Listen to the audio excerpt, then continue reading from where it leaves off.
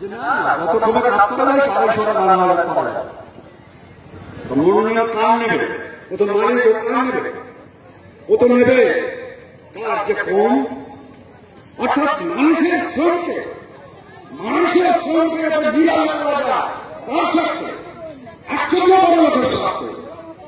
আরে নরেন্দ্র মোদী 2014 সালে বলেছিলেন আমি চৌকিদার আর সবকা বিকাশ।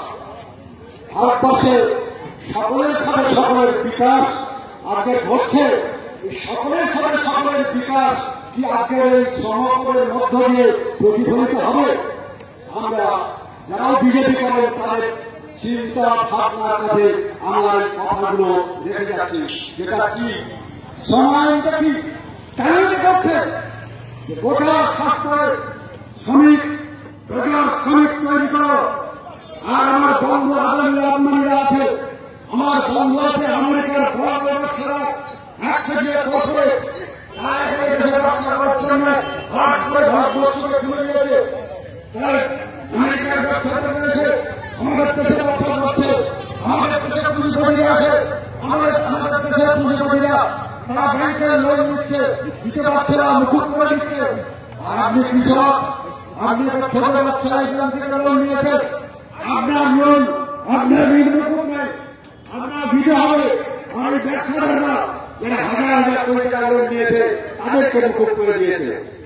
দেশটি নরেন্দ্র মোদী সরকার, বিজেপি সরকার কি সবকা সাথ সবকা বিকাশ করলো? তাহলে বলল তাহলে কিসের হিন্দুত্ব, কিসের কি? আর ভারতবর্ষে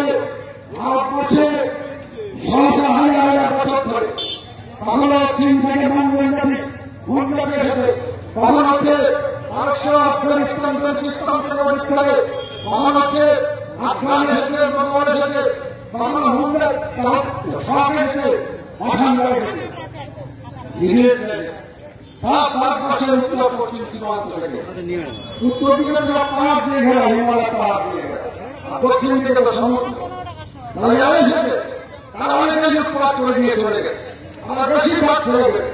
কিন্তু ভারতবর্ষের 119 কোটি মানুষের 90 কোটি মানুষ আমাদের দেশে তার হিন্দুত্বের সংস্কৃতি সেবা নিয়ে চলে না। ইংরেজরা 700 মুসলমানরা সুলতানি আমলে গোলামি করে প্রায় 650-700 বছর ধরে ভারতবর্ষের রাজত্ব করেছে। হিন্দু তো শেষ করতে পারবি? তার আগে বৌদ্ধ যুগ, গুপ্ত যুগ, বৌদ্ধ ধর্ম পালিত হয়ে গেছিল।